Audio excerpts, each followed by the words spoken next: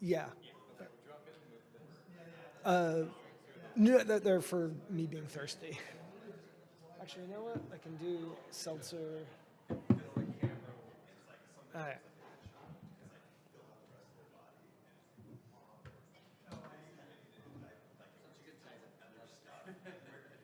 Awesome. I'm hopeful. That's great. I'll take it. Yep, you nailed it.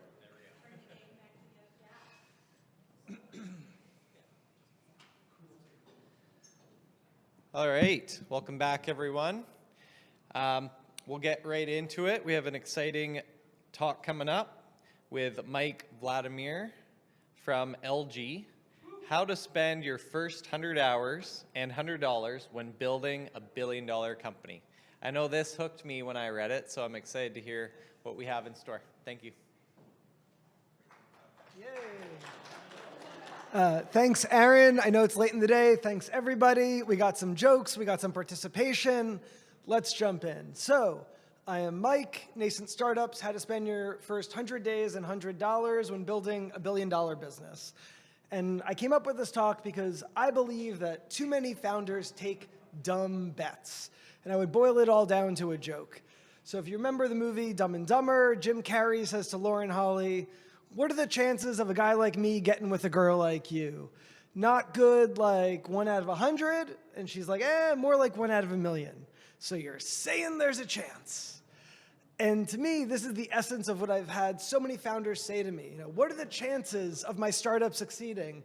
And they have no way of knowing, are they pursuing a 1 in 100 opportunity or a 1 in 1,000,000 distraction?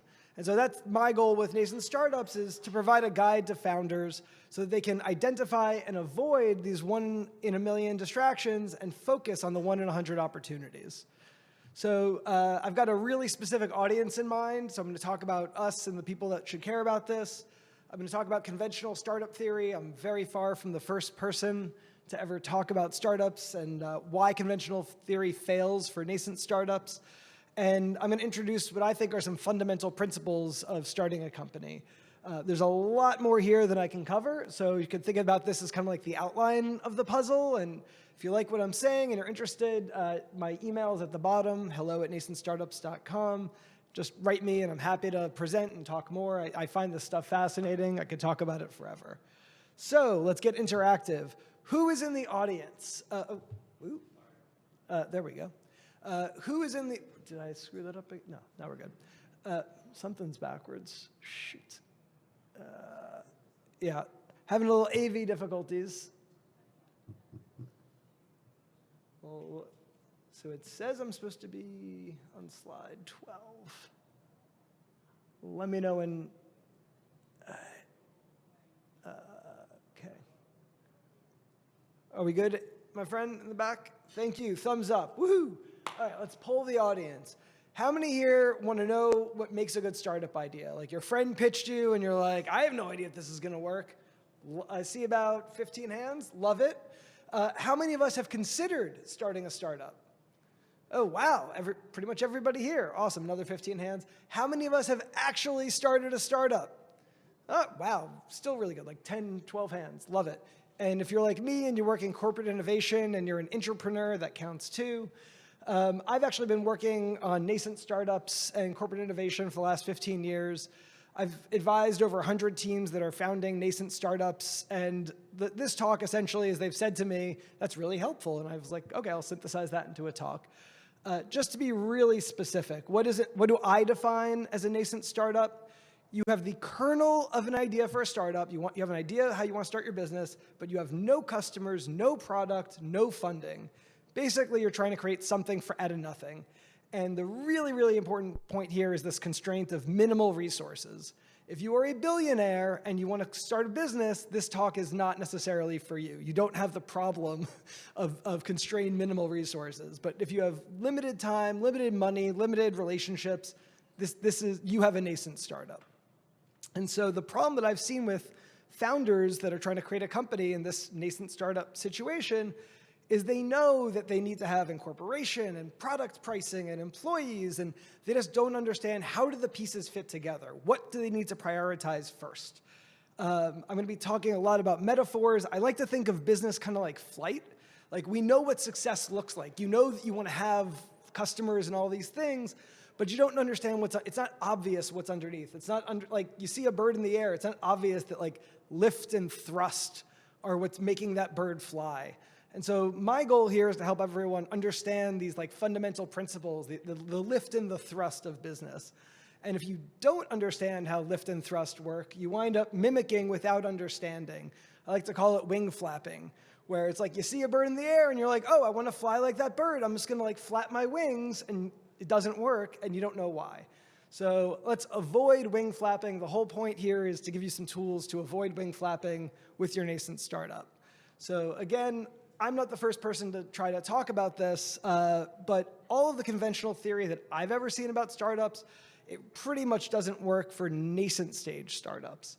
So, everybody says startups are hard. That's not new, but no one I've really seen give a good answer for why. And if you don't like that, why is like, why does the bird fly? Because of lift. Like, why are startups hard? There's expert advice, there's empirical evidence, but there's no clear answer. So, Paul Graham, founder of Y Combinator, the greatest startup accelerator ever, quote, like, if I've made startups sound pretty hard, I've made startups sound pretty hard. If I haven't, let me try again. Starting a startup is really hard. Thank you, PG, but why? Like, what's going on? Similarly, there's like lots of people tracking startups. 90% of startups fail. That number is typically for funded startups. So if you have a nascent startup with no funding, the odds are even worse. My problem with this is like saying, most planes fail. This doesn't help me build a better startup. So how do we do better? A lot of us look to advice from our heroes, like the startup luminaries, like Mark Andreessen or Peter Thiel or Elon Musk. These guys were too successful for our own good. They basically got it right out of college. They've barely spent time at the nascent stage. Their first startup was resource constrained, but ever since then, they've been millionaires. They don't really understand the problems that the rest of us have at the nascent stage. The biggest breakthrough that I've seen was back in 2005. Steve Blank came along and said, today startups are pretending like they're enterprises. The big difference between startups and enterprises is understanding your customers. We need to do customer development.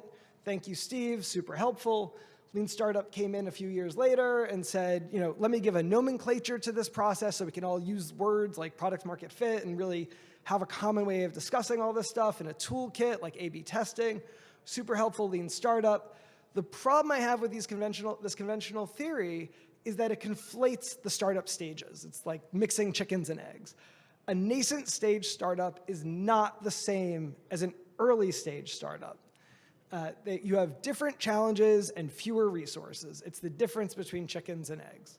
So if you read Lean Startup, in the introduction, Eric Ries, the first thing he says essentially is, our customers didn't like our product and our investors didn't want to give us more funding. If you have those problems, that is, I envy you deeply. But at the nascent stage, you have no customers, no product, no funding. All of his tools are great at the early stage, and they will kill your nascent stage startup. It's like you want to have an eagle, and you'll wind up with an omelet. So the biggest thing I think that Lean Startup did that was really helpful was it provided this idea of structured startup experiments. But it missed the fundamental principles. So to explain what I'm trying to talk about here, I'm going to tell a story about this amazing guy who saved your lives. Has anyone ever heard of Ignaz Semmelweis? He saved your life. Anyone? Nobody. Okay, no worries. Ignaz Semmelweis is the inventor of hand washing. So 1850, this guy was in a maternity ward in Vienna, Austria, and he's like, this sucks. All these new moms are dying. And I want to, relieve that pain. I want to make the world a better place. And there's this new thing called science. I'm going to do some experiments. I think that the reason that these moms might be dying is the priest's bell. The priest walks around the maternity ward. He's like shaking the bell. Maybe he's scaring the moms to death. So I'm going to have him like change the bell. Obviously, nothing changes. So he thinks about it some more, and he's like, what about the cadaverous particles? I noticed that these doctors, they go into an autopsy, and then 2 seconds later, they're delivering a baby. Maybe that's a problem. And so how about hand washing? Does hand washing affect maternal mortality? And of course, yes, it does. And he even had the doctors, wash their hands with chlorine. And it was very, very effective. The thing where Ignaz Semmelweis leaves us off and where the lean startup leaves us off is the experiments are great, but there's no underlying principles. Like Semmelweis never understood what a bacteria was back in 1850. And this to me is that lack of fundamental principles. That's the thing that I think would be super helpful for us trying to build nascent startups. So let me get into these fundamental principles that I keep pitching. I got 5. The matching challenge, the XYZs of a crappy idea, invisible lists, accessibility engine, and 10,000 years of work. So there's a lot to cover here. I'm going to start really simple. I'm going to get really complicated. It's going to be participatory, so work with me. So number 1, the matching challenge. Let's do this like simple math exercise. 1 plus x equals 4. Anyone want to give me the answer? I see 3. Thank you. Correct. X equals 3. Now let's get a little bit more complicated. Let's do x plus y equals 4. Someone give me a value for x. 2. I got a 2 in the back. I love it. Someone else, value for y. 2. Woohoo! Look at us. So 2 plus 2 equals 4. We've solved the equation. Now let's start making this really complicated. We're going to have not any value you want for x and y. We're going to have like a constrained set of options. So for x, maybe it's 2, maybe it's -3 billion. For y, maybe it's -7, maybe it's 5 million. And now to solve the equation, we have this really tedious matching challenge where you have to go down the list of values for x and go down the list of values for y until you find the right match. This is a ton of work. This is really, really difficult. And this is, to me, a lot of what it's like to try to start a new company. Except instead of x plus y equals 4, we're looking at product plus market equals success. Where, for the product, maybe it's an AI product or a crypto product. For the market, maybe you want to do travel or finance or healthcare. You have tons and tons of options. You got to keep going down the list until you find a match. But it's harder than that because it's not additive. It's actually, wrong way. It's actually multiplicative, because if the product is a 0 and stinks, or the market's a 0 and stinks, you don't get your success. But it's even more complicated than that, because it's, in my opinion, product times market times the accessibility to get to customers times your team equals success. And so, again, this is all about how to spend your initial efforts on your startup. So what do you prioritize? I'm going to argue you prioritize the market. You want to find a group of people with similar pain that you're planning to solve. So as you try to think of what is a good idea, what does it look like to try to find this group of people in pain, that's the next principle, the XYZs of a crappy idea. So here, and the pun is intended, here I want to give you guys a yardstick for measuring your startup idea. I've worked on tons of startups, and nobody could ever tell me if my startup was good or not. So here, I'm going to give you a yardstick for startup ideas. The yardstick at one end is going to be the world's greatest startup idea ever. On the other end, it's the world's worst startup idea ever. And any startup idea that you could think of, by definition, is going to be somewhere in between these two values. So let's do a thought experiment. This is going to be the greatest startup idea ever. Imagine a world just like our world. This is an imaginary world, so there's one big difference between the imaginary world for this greatest startup idea ever and our world. This world is a world with no sanitation. This is awful. This is disgusting. This is horrible. People just drop their pants and do their business. This is a world full of excruciating pain. This is a horrible world. But don't worry, because you are an amazing material scientist. You have invented a super absorbent material. Your startup, are you ready? You've invented the adult diaper. This is an amazing startup in this world. Let's measure your startup idea. So we can measure it on XYZ axes. We got pain, we got population, we got frequency. So with pain, ideally we want to measure it in dollars, if not time or feelings. So how bad is the pain of this world of no sanitation? It's excruciating. Woohoo! How many people feel the pain? All 8 billion humans on Earth. This is just the worst possible situation. And how often do they feel the pain? Many, many times per day. It could not get better than this in terms of searching for pain. And again, everything's going to keep getting more complicated. It's not just the pain. Yes, we want to find the most excruciating pain possible, but what we care about is the delta pain. What is the improvement from your startup idea? This is a huge improvement. You're dramatically reducing people's pain. So thought experiment notwithstanding, I wanted to kind of like get you guys mentally, emotionally to a world of thinking about it going from excruciating pain to something much better, from a population of everyone and a frequency of all the time. So to me, this is essentially the greatest startup idea. So now let's go to the world's worst startup idea, the improved Halloween costume. So you are an amazing fashion designer. You're like, that costume's not scary enough. I've decided I'm going to make a better, scarier Halloween costume.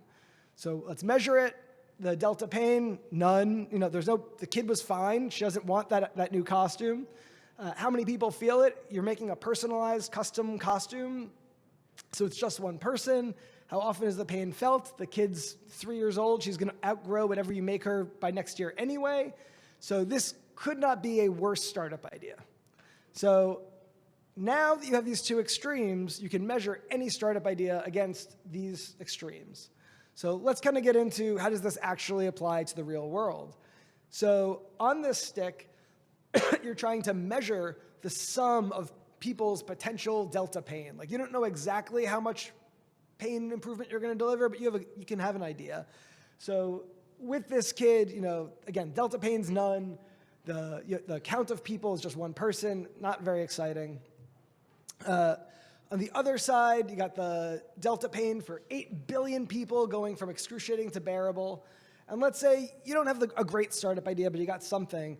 You want to serve, let's say, 2 people that today are in intense pain, and with your startup, with your solution, they're going to be more comfortable. So you could start to get a sense of where your startup lands on this yardstick of startup ideas. But the pain that you care about is not the only thing in the lives of these people. They care about other things. The question you need to start to ask is, how does the pain that I care about, how is it relative to other pains? And that's the role of invisible lists. So the question that you're asking as the founder is, can my startup solve pain for this person? And if we're able to get into this guy's head, what we would see is this person cares about at least 100 things. I think at any point in time, any human being cares about at least 100 things. So the question that we want to ask as founders of nascent startups is, how does the pain that I'm trying to address, how does that pain rank versus people's other concerns? So ideally, we are trying to target a top 1 or 2 pain point. This is what phenomenal looks like.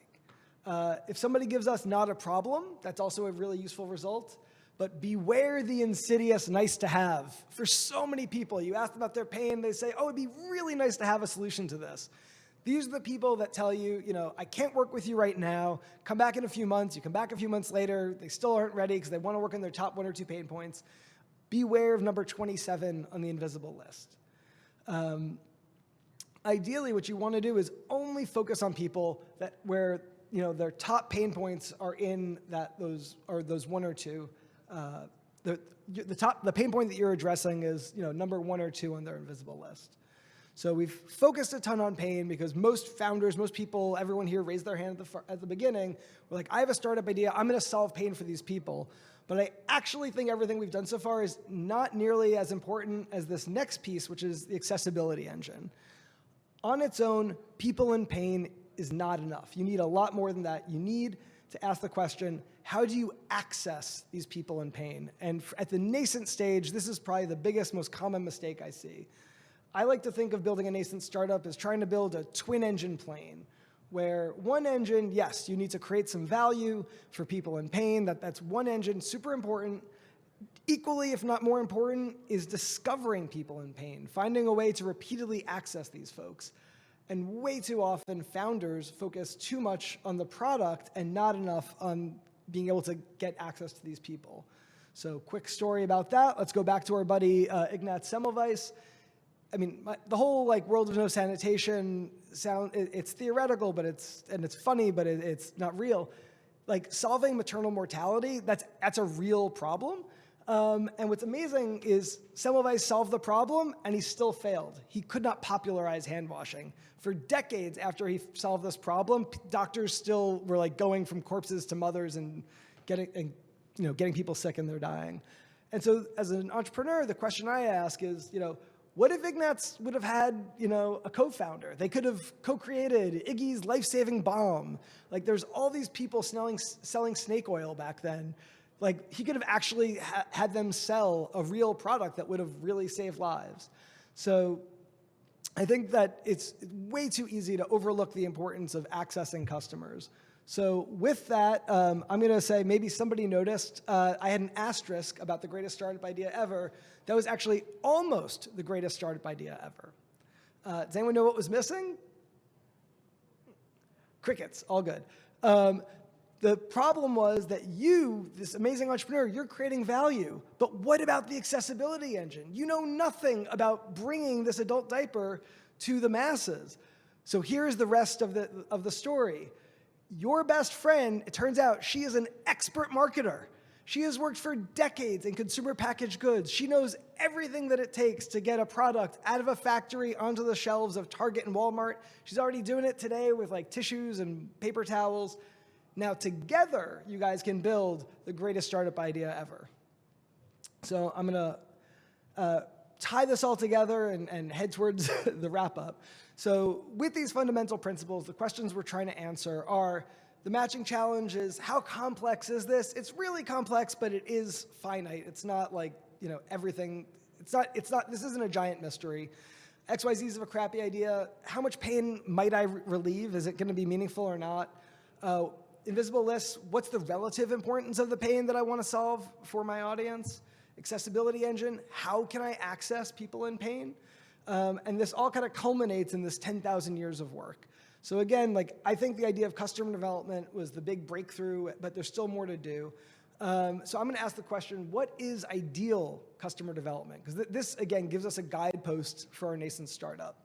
I'm gonna argue that ideal customer development means interviewing everyone.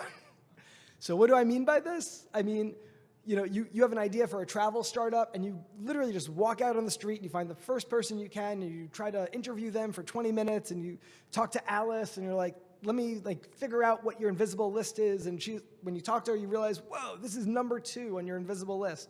This pain point in travel or whatever your startup is, this is a big thing.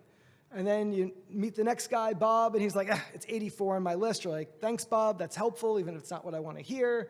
And then you talk to Charlie and you start to interview him, and he's like, you figure out that it's 23 on his list, and he goes, it'd be really nice to have this pain relieved. And you go, that's insidious, Charlie. You're messing with me, you're gonna distract me, I don't care. And then you talk to Donna, and she's like, this is number 1 on my list, can't do better. And so if you did this for everybody in America, what we're talking about is there are 300 million people in the US. So you'd have to do 300 million interviews, get 300 million people's invisible lists to figure out where your pain is, and then you want to sort those lists so that the people where you're dealing with a burning question, they're at the top, and everyone else, you can just chop them off. And to do this ideal thought project, it would take you 10,000 years of brute force work. 300 million Americans times 20-minute interviews per person, that's 10,000 years. This is an impossible project. So I asked the question earlier, startups are hard, but how hard are they? Why are they so hard? The answer is it would take you 10,000 years of work, brute force work, to get your answer, and you don't have that time. So when somebody asks the question, what are the chances of my startup succeeding? We now know that the better way to ask that question is, what are the chances of discovering a really meaningful, huge amount of pain and creating value for those people in pain? Is it a 1 in 100 opportunity, or is it a 1 in a million distraction? And so just to recap, everyone here who raised their hand, it was all of you, awesome. We are trying to create a nascent startup. We're trying to build something from nothing. Conventional theory fails us. I barely scratched the surface on how many ways it does. And these fundamental principles I was presenting are our first step to increase the odds of success. The key to nascent startups is learning and discovery with the constraint of minimal resources. I've gotten lots of great feedback. I would love to add everyone's name to this list. Everyone who's helped me, I just keep track of it. And yeah, nascent startups, how to spend your first 100 days and $100 when building a $1 billion business. Thanks.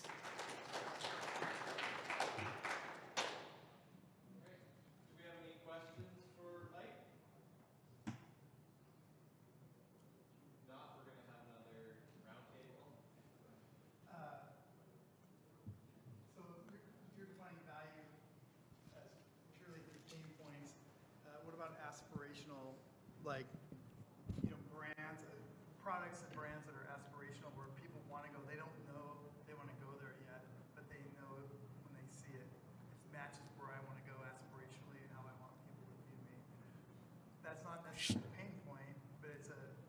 Sure. So the question is, one thing is pain relief, another thing is this aspirational go from just meh to I'm ecstatic. I'm trying to oversimplify, and so you raise a great point. I want people to think of the person who's like, life is boring. I need to, be on a roller coaster. I want us to think of that person as in pain. Like they're fine. They don't have to be on a roller coaster. But I think it's really important at the nascent stage to just have them at like this oversimplified mentality of, I want people in pain. And the value of that in this case is, what we really care about is the delta pain. So you could, if you say, let's do something aspirational, I want to sell a Lamborghini or roller coaster, pick anything that like takes somebody from okay to that's amazing. What really, really matters is the delta pain. So if you think back to like the crazy example of the adult diaper, the world of no sanitation, it's the delta. Like you didn't invent the toilet. You don't have like the perfect. It's really a matter of the biggest possible delta. So if you're starting from a place of okay, you have a lot. It's a lot harder to deliver that. It's still possible, but I want to really stress the delta pain point. Great question. I want to be conscious of the time because I know Kevin, you have to get up here too. Okay. Any other comments, thoughts, questions? I really appreciate you. Oh, yes, my friend in the back. So you don't have to, in your experience, what types of market research have the best yield? What types of market research have the best yield? Because you don't have 10,000 years of experience. So the short answer is to overcome the 10,000 years, you definitely need luck. So I want to like call that out very specifically. Like, one of the things that kind of kills me in Lean Startup is he says, you can learn this and anyone can do it. And it's like, no, you got to bet on luck. So it's definitely not as simple as like formulaic or what works best. To me, it's understanding a problem very deeply. And there's lots of different ways to do that. Personally, like I'm all about Steve Blank, get out of the building and go interview people. Also, like in my experience, I kind of like look for feelers where I have a sense of what I'm looking for. So like a lot of the startups that I've worked on, a lot of startups that I've advised, we're looking for a really annoying pain point. So we're looking for a way where people are doing extremely high value work in a very data inefficient way. So for instance, I had a startup where we were working on office space. And office space, nobody really thinks about this, but it's like millions and millions of dollars that a real estate manager has to decide how to allocate. And the way that they get their data is through like walking around counting butts and seats. It's like the worst. You basically might as well flip a coin. And so what I'm looking for is scenarios like that, where you say to people like, how many folks does this affect? Everyone in the office. How much money are you spending on it? There's a lot of emotion. There's a lot of cost tied in. But there's no, in my experience, there's no simple recipe. It's much more about deeply understanding a problem and being on the lookout for those types of inefficiencies. Awesome. Yay. I really appreciate you guys having me present. Thanks. Yay. Kevin, you want me to leave this dongle up here for you? Are you good? Awesome. Okay, clicker. Thanks. Yeah, that was great. You don't need to plug in or anything? No, I think you're going to run it from the back. Good to go. All right.